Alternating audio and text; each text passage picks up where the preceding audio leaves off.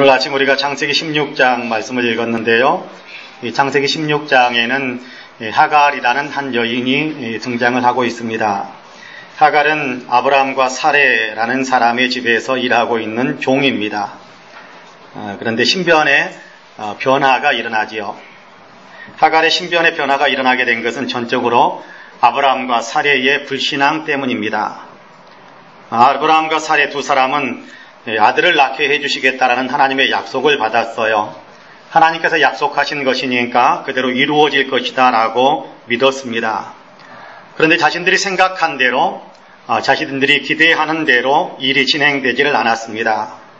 어쩌면 이 사람들은 곧바로 잉태를 하게 되고 곧바로 아들을 낳을 줄 알았을 텐데 전혀 그렇게 진행되질 않았던 겁니다.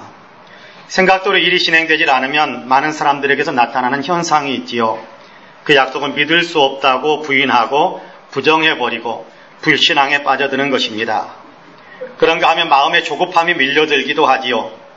이렇게 되면 자연스럽게 또 나타나는 반응이 있는데 이제는 내 방식대로, 내가 생각하는 대로, 내 방법대로 그렇게 일을 처리하겠다라고 덤벼드는 것입니다. 아브라함과 사레도 그랬습니다. 자기들 생각대로 해버리는 겁니다. 그래서 선택한 방법이 하갈이라는 여종을 통해서 아들을 갖자는 것이었지요. 그렇게 해서 하갈은 아이를 잉태하게 된 겁니다. 아이를 갖게 되자 하갈은 갑자기 좀 거만함에 빠져들었던 것 같습니다. 주인 마님도 갖지 못했던 아이를 자기가 잉태했다라는 생각에 아마 좀 기고만장했을 수 있겠지요. 그때부터 주인인 사레에게 함부로 대하기 시작했습니다. 여러분, 사레는 또 어땠겠습니까? 아이를 갖지 못한 것만으로도 말로 표현할 수 없는 마음의 상처를 입고 있을 텐데 여종인 사레가 잉태했다며 거드름을 피우고 거만하게 구는 모습을 그냥 봐줄 수는 없었지 않을까요? 그래서 구박하기 시작합니다. 핍박하기 시작했어요. 정말 많이 괴롭게 만들어 주었습니다.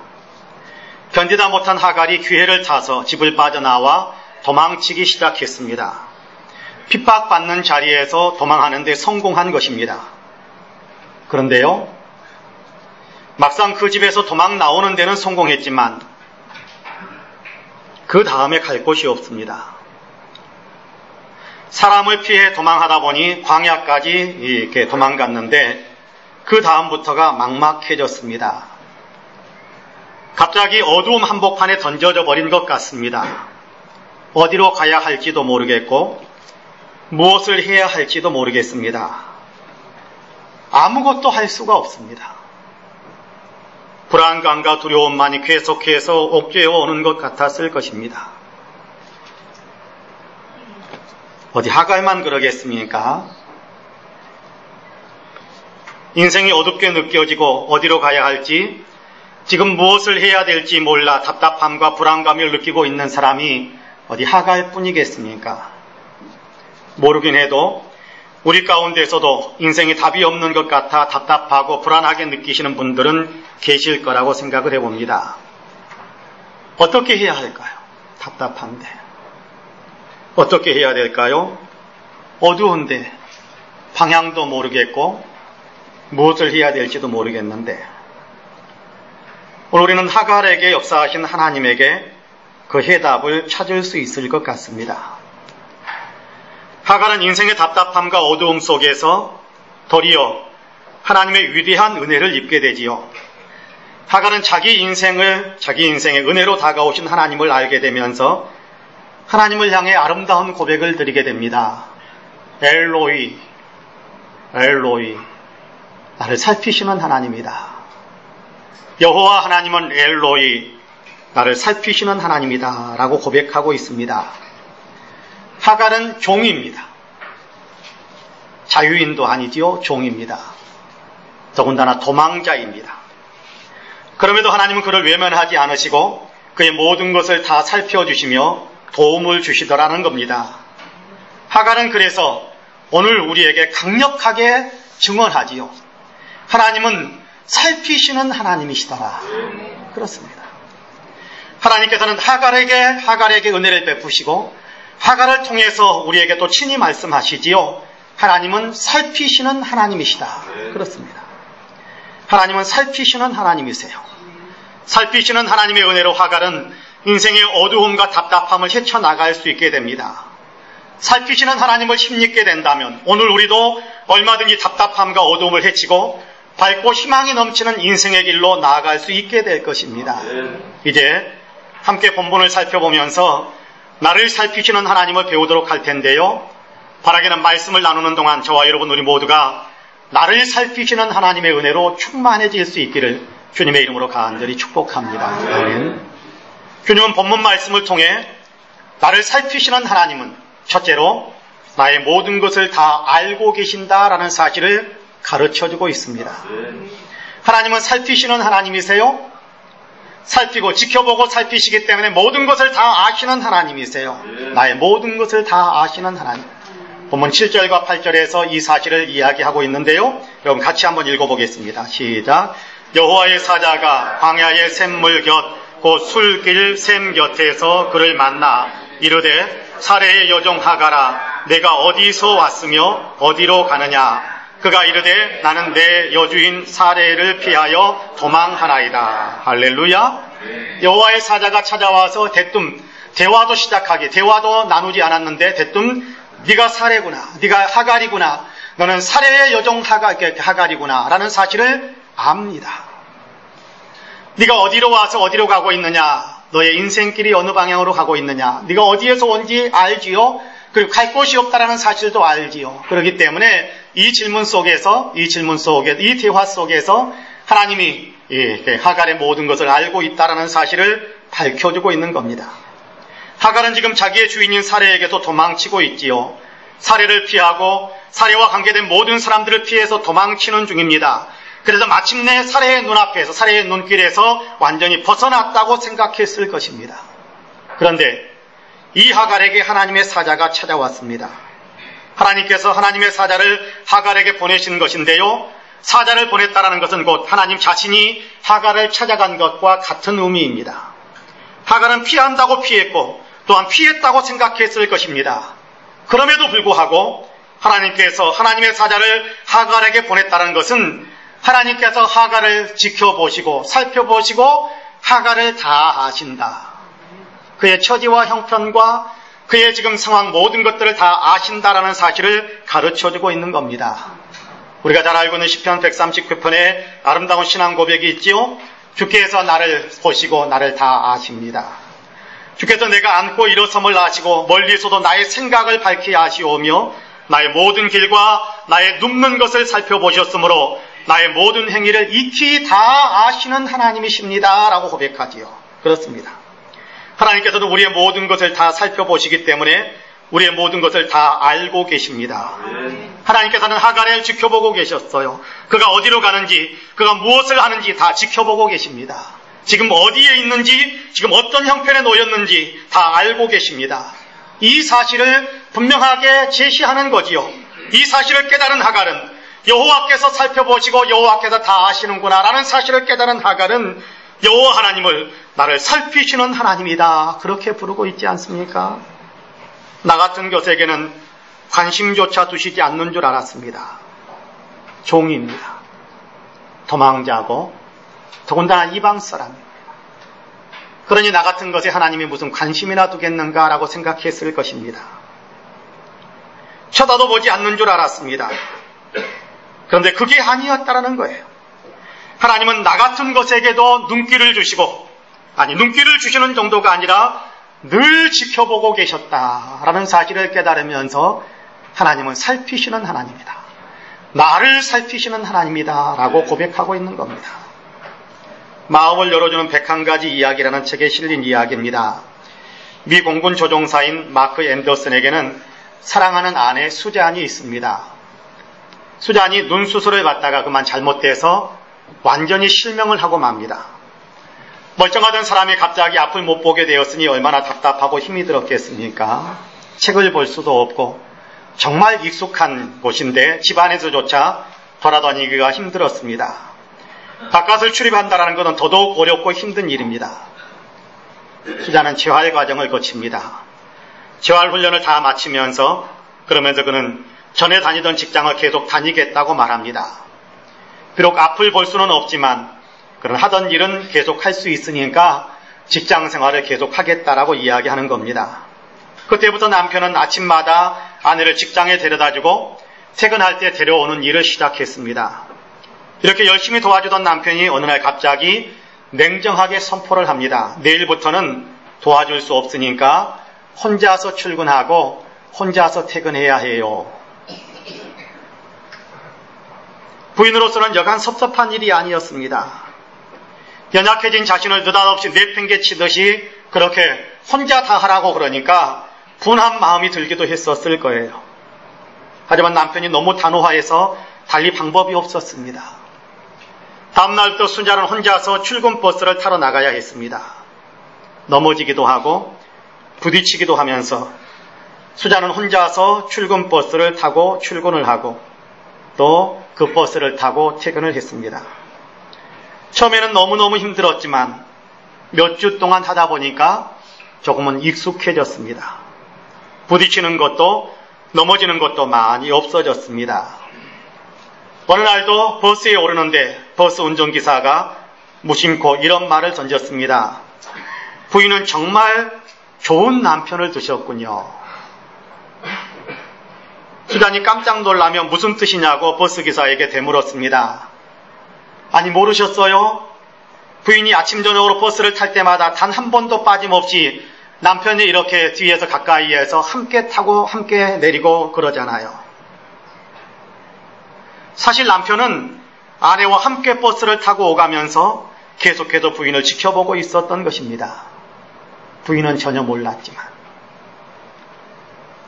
아마도 아내가 넘어지고 부딪힐 때는 아내보다 더 마음이 아프고 찢기고 힘들었을 것입니다. 그럼에도 아내가 혼자 힘으로 해내야 할 일이기 때문에 곁에서 지켜보며 응원만 하고 있었던 것입니다. 그렇습니다. 우리 하나님은 우리를 살피시는 하나님이십니다. 혹시라도 우리 가운데 하나님은 나에게 관심조차 없다, 하나님은 나를 버리셨다고 생각하시는 분이 계실지 모르겠습니다. 그러나 그렇지 않습니다. 우리가 알든지 모르든지, 우리가 느끼든지 느끼지 못하든지 상관없이 하나님은 우리 곁에서 우리와 함께 하시면서 우리를 살피시고 계십니다. 그렇습니다. 하나님은 나를 살피시는 하나님이십니다. 하나님은 불꽃 같은 눈으로 우리를 주시하시면서 살피시고 우리의 모든 것을 다 아시는 하나님이십니다.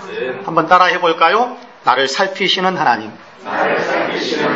한 번 더 해봅시다. 하나님은 지금도 나를 살피고 계신다. 아멘이신가요? 그렇습니다. 하나님은 지금도 나를 살피고 계십니다. 주님은 우리에게 그렇게 말씀하시지 않았습니까? 볼지어다, 내가 세상 끝날까지 너희와 항상 함께 할 것이다. 살피신다라는 사실이 내게 느껴지지 않더라도 주님께서 말씀하신 이 말씀의 진리는 믿으시기를 바랍니다. 이 믿음이 우리를 인생의 어두움에서 승리할 수 있게 만들어줄 것입니다. 바라기는 하나님께서 지금도 변함없이 나를 살피시고 계신다라는 사실을 믿으심으로 하나님과 함께 승리의 길을 걸으시는 저와 여러분 우리 모두가 다 되시기를 주님의 이름으로 간절히 축복합니다. 아멘. 둘째로 하나님께서는 인생의 길을 인도해 주십니다. 하나님은 우리를 살피시고 계세요. 우리를 살피시기 때문에 다 아실 뿐만 아니라 우리의 모든 것을 아시기 때문에 우리에게 가장 적절한 길, 최선의 길로 우리의 살걸음을 인도해 주시는 하나님이시다, 그런 얘기입니다. 하나님은 우리를 살피십니다. 우리를 도우시기 위해서 살피십니다. 그렇습니다. 도우시기 위해서 살피시는 겁니다. 하나님께서 우리를 살피시며 도우시는 하나님이세요. 우리의 길을 친히 이끌어주시는 하나님이십니다. 본문 9절에서 12절까지의 말씀을 같이 한번 읽어보겠습니다. 같이 읽습니다. 시작. 여호와의 사자가 그에게 이르되 내 여주인에게로 돌아가서 그 수하에 복종하라. 여호와의 사자가 또 그에게 이르되 내가 내 씨를 크게 번성하여 그 수가 많아 셀 수 없게 하리라. 여호와의 사자가 또 그에게 이르되 내가 임신하였은즉 아들을 낳으리니 그 이름을 이스마엘이라 하라. 이는 여호와께서 내 고통을 들으셨음이라. 그가 사람 중에 들나귀 같이 되리니 그의 손이 모든 사람을 치겠고 모든 사람의 손이 그를 칠지며 그가 모든 형제와 대항해서 살리라 하니라. 할렐루야. 네. 하나님께서는 광야 막막한 처지에 놓인 하갈에게 최선의 길을 가르쳐 주십니다. 바로 여주인인 사레에게 돌아가라는 것입니다. 광야에서 답답하고 막막하고 아무것도 할 수 없는 이 상황에 그냥 머물러 있지 말고 예전의 네 자리로 돌아가라. 그렇게 가르쳐 주십니다. 사레에게 돌아가 그에게 복종하라라고 말씀하지요. 여기 복종하라라는 얘기는요, 괴롭게 하다라는 그런 의미가 담겨져 있습니다. 괴롭힘을 받아도 괜찮으니까. 좀 괴로워도 괜찮으니까 사레에게 돌아가 그에게 복종하라, 그를 수발하라, 그렇게 말씀하는 것입니다. 그것이 지금으로서는 너에게 최선의 길이다 라고 가르쳐주는 거죠. 그렇게 하는 것이 생명을 유지할 수 있는 길이고 뱃속에 있는 아이는 살리는 길이고 그렇게 해서 아이가 태어나면 아이를 통해 후손의 번창함을 줄 것이다 라는 약속까지 더 얹어주시면서 사레에게 돌아가라 라고 말씀합니다. 여러분, 지금 현실이 아프다고 피하려고만 하지 말라, 그런 말씀입니다. 괴롭더라도 참고 견디어내면 밝은 내일을 보장해 주신다라는 그런 말씀이기도 하지요. 어떻게 보면 좀 서운할 수도 있을 거예요. 그렇죠? 간신히 도망쳐 나왔는데 다시 그 고난의 자리, 핍박받는 자리로 돌아가라고 말씀하시는 하나님이 얼마나 서운했겠습니까? 나를 사랑하시는 거 맞냐고 묻고 싶을 수도 있었을 거예요. 내가 어떤 일을 당했는지 도대체 알기나 하느냐고 항변하고 싶을 수도 있었을 거예요. 믿지 못하겠다고, 다 필요 없다고 거부하고 싶어질 수도 있었을 것입니다. 내 인생에 제발 끼어들지 말라라고, 제발 나 하고 싶은 대로 내버려두라고 덤벼들고 싶었을 수도 있었을 것입니다. 그런데요, 내버려두면, 하고 싶은 대로 하라고 그냥 놔두면 인생의 어둠이 사라지는 걸까요? 답답함이 해소되는 걸까요? 사는 길이 열리는 걸까요? 아닙니다. 하고 싶은 대로 그대로 뒀으면 하갈은 광야에서 죽었을 겁니다. 하나님께서는 이 사실을 아십니다. 지금 돌아가면 힘들고 괴로울 것이라는 사실도 아세요. 그럼에도 돌아가야만 살 수 있습니다. 하나님께서는 지금 순간만을 위해 인생을 이끄지 않습니다. 그래, 지금 좋으니까 됐어, 그렇게 말씀하시는 하나님은 아니라는 거예요. 지금 좀 힘들어도 앞이 더 좋으니까 힘든 거 참고 견뎌, 그렇게 말씀하시는 하나님. 지금 순간만을 위해 인도하시는 하나님이 아니라 더 좋은 미래에 대한 놀라운 비전과 계획과 목표를 놓고 그 목적을 향해서 현재의 발걸음을 인도해 가시는 그런 하나님이시다라는 얘기입니다. 그러다 보니까 지금 내가 느끼는 내 삶은 내가 바라는 것과 좀 다를 수도 있을 것입니다. 그러나 내가 생각하는 것, 내가 바라는 것, 내가 기대하는 것과 다르다고 할지라도 하나님이 이끄시는 길이 생명의 길이고 하나님이 이끄시는 길이 축복의 길이다라는 사실을 여러분 믿으시기를 바랍니다. 스코틀랜드 산지에서는 양들이 종종 산속을 헤매다가 혼자 힘으로 빠져나올 수 없는 그런 웅덩이 같은 곳에 이렇게 빠져서 고통을 당하는 일들이 많이 있다고 그럽니다. 닉 위젤이라는 사람이 위기라는 책에서 소개하는 하나의 이야기입니다. 산지에 풀이 마치 있기 때문에 양들은 앞뒤 생각하지 않고 풀이 있는 아래쪽으로 펄쩍 뛰어내린답니다. 그런데 자기 힘으로 다시 올라올 수가 없습니다. 공경에 처한 양은 결국 소리를 내어 울기 시작하지요.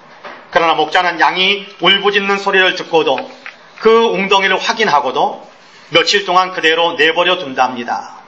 그 절벽 깎아지는 절벽 같은데 그냥 놓여 있는데도 그 절벽 중턱에 조그만 거기에 놓여 있는데도 그냥 내버려 둔대요.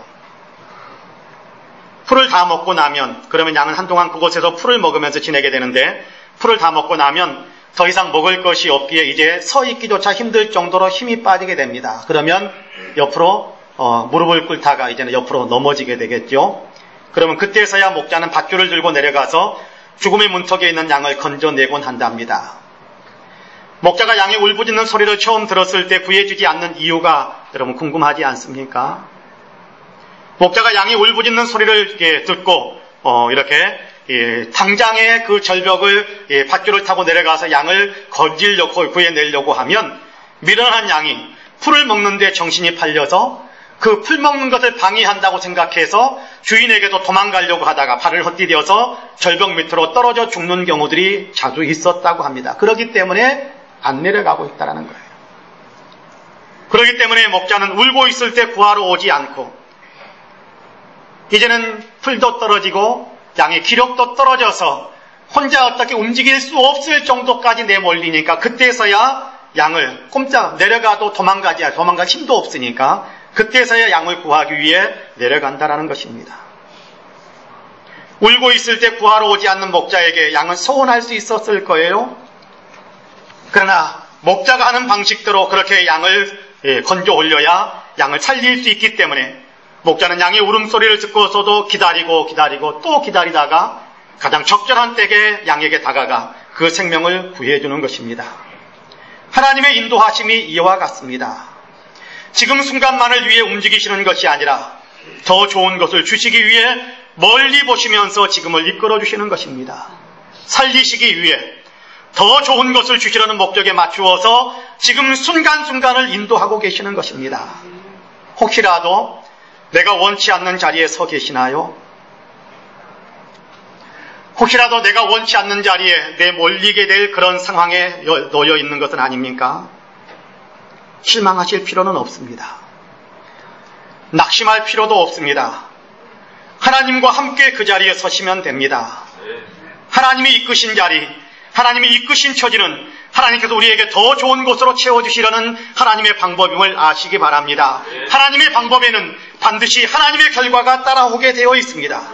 그 길에서 하나님이 주시기 원하시는 가장 좋은 열매를 거둘 수 있게 하실 것입니다. 그러므로 탁월한 컨설턴트로 알려진 지거 지글러라는 사람은 자신의 경험과 수많은 사람들의 삶을 연구하고 상담하면서 내린 결론 끝에 가장 우리에게 들려주는 굉장히 유명한 명제 하나를 들려줍니다. 하나님의 방법이 최선의 방법이다. 그는 그렇게 이야기합니다. 하나님의 방법이 지금도 여전히 최선의 방법이다. 그렇게 이야기합니다. 그렇습니다. 하나님의 방법이 최선의 방법입니다. 하나님께서는 지금도 하나님의 최선의 방법으로 우리를 인도하고 계심을 믿으시기 바랍니다. 그렇습니다. 바라기는 저와 여러분 우리 모두는 우리를 살피시는 하나님께서 우리를 가장 좋은 것을 얻는 길로 이끌고 계심을 믿고 하나님의 인도하심을 사모하며 하나님의 인도하심을 따라서 함께 걷는 아름다운 믿음의 성도님들이 다 되시기를 주님의 이름으로 간절히 축복합니다. 아멘. 마지막으로 하나님께서는 샘물의 은혜를 베풀어 주십니다. 샘물의 은혜를 베풀어 주세요. 하나님께서는 우리를 살피시고 계시지요. 나를 도우시기 위해서 살피시는 하나님이십니다. 살피시는 하나님은 내게 최선의 문을 열어주시고 최선의 길을 걷도록 인도해 주십니다.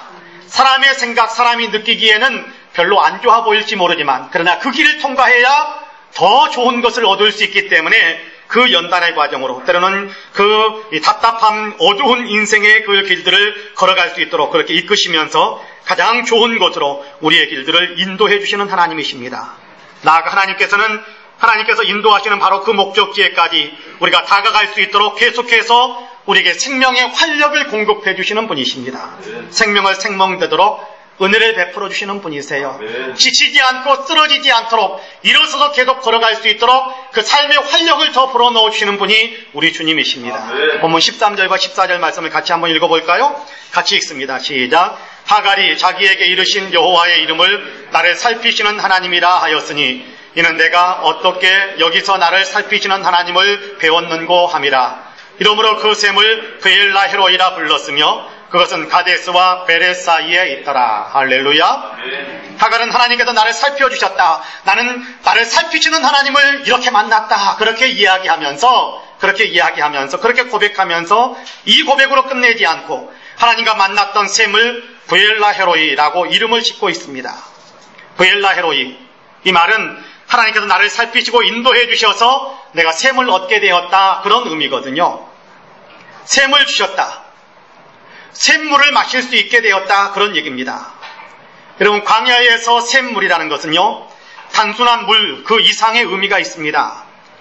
광야에서 물이란, 물론 지금 우리의 삶에서도 물은 생명과 직결됩니다만은 광야에서 물은요 더욱더 생명과 직결됩니다.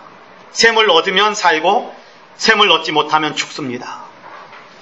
하갈이 도망쳐 광야로 나왔습니다. 만약 그곳에서 샘을 만나지 못한다면 하갈은 기력을 잃게 될 것이고 나아가 생명을 잃고 말 것입니다. 그런데 하나님께서 하갈을 샘 곁으로 이끌어 주셨고 그곳에서 하갈을 만나 주십니다. 샘물을 마시고 하나님께서 인도하시는 그 길을 따라 걸으라 라는 그런 의미가 있는 겁니다. 지치지 말라고, 쓰러지지 말라고 샘물을 마시게 하시는 거지요. 원기를 북돋아 주는 겁니다. 생명력을 더해 주시는 것입니다. 삶에 지쳐 쓰러져가는 사람들에게 하나님께서는 생기를 불어넣으시는 하나님이세요. 육체적으로 샘물을 먹게 하실 뿐만 아니라 마음으로도 영적으로도 계속해서 생수의 은혜를 마실 수 있도록 그렇게 공급해 주시는 하나님이십니다. 앞에 우리가 읽었습니다마는 하갈에게 앞날에 대한 비전까지 제시해 주지 않습니까? 하나님께서 너를 이렇게 이끌어갈 것이다.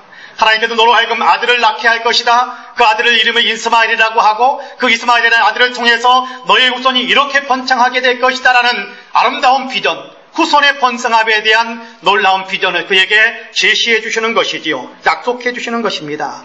이것이 그의 마음이 얼마나 위로가 되고 격려가 되고 희망이 되었겠지 않겠습니까?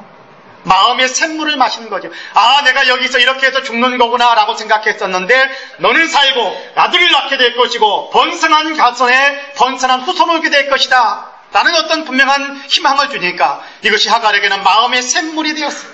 마음의 생수가 된. 그러므로 여기서 끝내서는 안 되겠다. 일어서야지. 그래서 하나님께서 원하시는 그 방법대로 하갈이 사레에게로 돌아가게 되는 것입니다. 일어서서 걷게 만들어가는 것이지요. 육체적으로도 샘물을 마시게 하시고 마음으로도 샘물을 허락하셔서 일어서게 하시는 겁니다. 일어서게 하시고 다시금 힘을 내게 하셔서 하나님께서 원하시는 지시하시는 목적지까지 계속해서 전진해 갈 수 있도록 도와주시는 것입니다. 생명력을 공급해 주시는 거지요. 예수님께서는 일찍이 수가성 여인에게 예수님의 생명의 샘물을 주시는 분이다라고 가르쳐 주셨지 않습니까? 예수님을 만난 여인은 위축되었고 우울했고 삶의 모든 것을 귀찮아하고 힘들어했던 사람 만나기도 힘들어했던 사람. 예수님이 주는 생수의 물을 마시고 생명력으로 충만해지게 되니까 그의 마음에 대단한 활력이 일어나게 되고 모든 장애가 됐던 것들을 떨쳐버리고 동네 사람들 향하여 먼저 뛰어가면서 내가 메시아를 만났다라고 외칠 수 있는 사람으로 변화시키는 아름다운 역사가 이루어지는 것을 우리는 요한복음 4장에서 읽고 알고 있지 않습니까? 예수님은 또한 예수님을 믿는 사람들은 그 배에서 생수의 강이 흘러나게 할 것이다 라고 약속까지 하셨습니다. 그렇습니다. 하갈에게 마실 물을 주셔서 생기를 북돋아 주신 것처럼 오늘 하나님께서는 우리에게 말씀이신 예수 그리스도를 통해서 또 성경을 읽을 때마다 감동을 주는 성령의 감동을 통해서 계속해서 우리에게 믿음의 길을 걸을 수 있도록 생수가 우리 안에 흘러넘치도록 은혜를 베풀어 주시는 하나님이세요. 아멘. 말씀과 성령으로 우리를 위로하시고 격려하시며 소망을 품고 계속 믿음의 길을 걸어갈 수 있도록 도우시는 은혜를 베푸시는 그런 하나님이십니다. 넌 할 수 있어. 내게 능력 주시는 자 안에서 내가 모든 것을 할 수 있다라고 이야기하고, 그렇죠? 너를 위해서 더 좋은 것을 예비했어. 주님께서 위로하시고 격려하면서 자, 일어나 내 손을 잡고 같이 걸어가는 거야. 주님은 우리 안에 계속해서 생명의 샘물들을, 희망을 품을 수 있게 하시는 생명력의 능력들을 아름답게 공급해주고 계시는 것입니다. 한 어머니가 자녀 상담을 위해 유치원을 방문했습니다. 유치원생 어머니였는데 선생님이 볼멘 소리로 불평을 쏟아놓습니다. 내가 너무 산만해서 집중력이 전혀 없고 3분도 가만히 있질 못합니다. 기도하기 너무 힘들다라고 볼멘 소리로 불평 어린 그런 상담의 얘기를 했습니다. 집으로 돌아온 어머니는 아들에게 말했습니다. 얘야, 선생님이 그러시는데 집중력이 많이 좋아졌다고 칭찬을 하시더구나. 초등학교에 들어갔습니다. 초등학교 선생님과 함께 또 상담을 하게 되는데 선생님은 아이가 지능이 너무 낮은 것 같다면서 희망이 없는 아이인 것처럼 그렇게 말을 했습니다. 하지만 어머니는 아들에게 얘야, 선생님이 그러시는데 내가 조금만 더 노력하면 충분히 잘할 수 있을 것 같다고 그렇게 말씀하시더라 라고 이야기해 주었습니다. 중학교 때는 인문계 고등학교 진학은 힘들 것 같다라는 말을 들었지만 어머니는 너는 충분히 들어갈 성적이 될 것이라고 격려해 주었습니다. 사실 이 아들은요, 자기가 머리가 좋지 않다라는 사실을 알고 있습니다. 그러나 그렇게 격려하고 희망을 불어넣어 주시는 어머니의 그 격려와 배려가 너무 감사했고 또 모른 척 할 수가 없었습니다. 그래서 어머니의 기대에 부응하기 위해서라도 더 열심히 노력했고 그리고 인문계 고등학교에 진학을 했고 경찰대학교에 합격을 했습니다. 그리고는 대한민국 최고의 프로파일러이자 범죄심리 연구가가 되었어요. 그리고 얼마 전에는 20대 국회의원에 당선되어 이제 국회의원 활동을 시작하기까지 했습니다. 표창원 씨에 대한 이야기입니다. 어머니의 격려가 있었기 때문입니다. 어머니의 격려가 샘물이 되어 순간순간 힘을 내게 만들고 포기하지 않고 끝까지 달려갈 수 있게 만든 것입니다. 어머니의 격려를 그는 믿음으로 받아들였기 때문입니다. 마음으로 받아들이고 어머니가 이렇게 격려하고 어머니가 희망을 불어넣어주는 거 보니까 내가 해야 되겠다라는 그런 용기를 얻고 그리고 열심히 달렸기 때문입니다. 우리 하나님이 우리에게 이렇게 하고 계십니다. 말씀을 통해 하나님께서 약속하신 것들을 바라보게 하시고 성령을 통해 믿음으로 일어서도록 도우십니다. 여러분 말씀의 귀를 기울여 보십시오. 성령의 힘을 힘입기 위해서 사모해 보십시오. 하나님께서는 약속하신 모든 것을 다 누릴 수 있도록 우리에게 은혜의 축복의 능력들을 더해 주실 것입니다.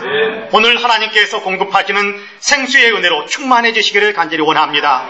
그러면 답답함 속에서도 희망을 품을 수 있게 될 것이고 오늘 포기하지 않고 쓰러지지 않고 희망을 향해 전진할 수 있는 힘을 얻을 수 있게 될 것입니다. 그렇습니다. 우리를 살피시는 하나님께서는 오늘도 우리에게 샘물의 은혜가 필요함을 아시기에 말씀으로 성령으로 계속해서 생수의 은혜를 공급해 주십니다. 말씀에 아멘으로 화답하시고 성령의 감동에 아멘으로 그렇게 순종하며 나아갈 수 있게 되기를 축복합니다. 사랑하는 성도 여러분, 인생길이 어둡게 느껴지시는가요? 답답하고 불안한 어두운 길을 걷고 싶은 사람은 아마 없겠지요. 혼자인 것 같고 아무도 신경 써주는 사람이 없는 것 같아서 더욱 외롭고 힘들게 느껴질 수도 있을 것입니다. 그러나 분명한 것은 당신은 혼자가 아니라는 사실입니다. 당신은 혼자가 아니에요. 내게 느껴지지 않더라도 내가 확인할 길이 없더라도 하나님께서는 지금 나와 함께 하시며 나를 살피시고 계신다는 사실을 아시기 바랍니다. 임마누엘, 우리와 함께 하시는 하나님. 임마누엘, 나를 살피시는 하나님은 나의 발걸음을 인도하시고 샘물을 공급해 주시며 위로하시고 격려하고 계십니다. 믿음의 눈을 뜨셔서 말씀을 통해 은혜를 주시고 성령으로 은혜 베푸시는 주님을 보실 수 있게 되기를 원합니다. 우리도 하갈처럼 나를 살피시는 하나님을 발견하고 나를 이끄시는 도우시는 주님과 함께 인생길을 걸음으로 어두움에서 더 밝은 곳으로 절망에서 희망으로 그렇게 인생의 앞길을 밝은 곳을 향해 달려갈 수 있게 되기를 주님의 이름으로 간절히 축복합니다. 아멘. 기도하겠습니다. 오늘 오신 하나님, 밝은 대단인데도 어둡게 느껴질 때가 있었습니다. 광활한 곳에 서 있음에도 답답하기만 했던 적이 있었습니다. 그냥 나 혼자 그렇게 생각하고 그렇게 느끼고 그래서 하나님도 없는 것 같고 이제 나 혼자서 헤쳐나가야 되고 이제 내가 원하는 대로 이제 달려가야 된다라는 생각에 묶일 때고 있었습니다. 그러나 하나님께서는 분명하게 우리에게 가르쳐 주시는데 그럼에도 불구하고 하나님은 임마누엘, 여전히 우리와 함께 하시면서 우리를 살피시고 계시고 우리의 발걸음을 인도하고 계시고 더 나아가 우리에게 샘물의 은혜를 끊임없이 공급하고 계신다는 사실을 가르쳐 주시니 감사합니다. 느끼려고 하는데 우리가 의미를 두는 삶을 사는 것이 아니라 하나님께서 약속하신 이 말씀을 믿음으로 받아들이고 말씀을 중심으로 삼아서 달려갈 수 있는 아름다운 삶이 되게 하여 주옵소서. 내 느낌을 의지하지 않게 하시고 하나님의 말씀을 중심에 세우고 말씀을 따라가는 사람이 되게 하여 주옵소서. 하나님이 정말 나를 살피고 계시고 하나님이 정말 내 발걸음을 지금도 인도하고 계시고 하나님이 지금도 내게 샘물의 은혜를 더해 준다라는 사실을 분명히 믿고 기억하면서 오늘도 우리를 이 부정적인 감정에 사로잡히게 만드는 그 모든 것들을 뛰어넘어 우리는 말씀을 붙드는, 감정에 휩쓸리는 사람이 아니라, 느낌에 휩쓸리는 사람이 아니라 약속의 말씀을 붙드는 그런 신앙으로 일어서서 또다시 희망을 품고 앞을 향해 달려나갈 수 있는 우리 모두가 되게 하여 주옵소서. 감사하옵고 예수님의 이름으로 기도합니다. 아멘.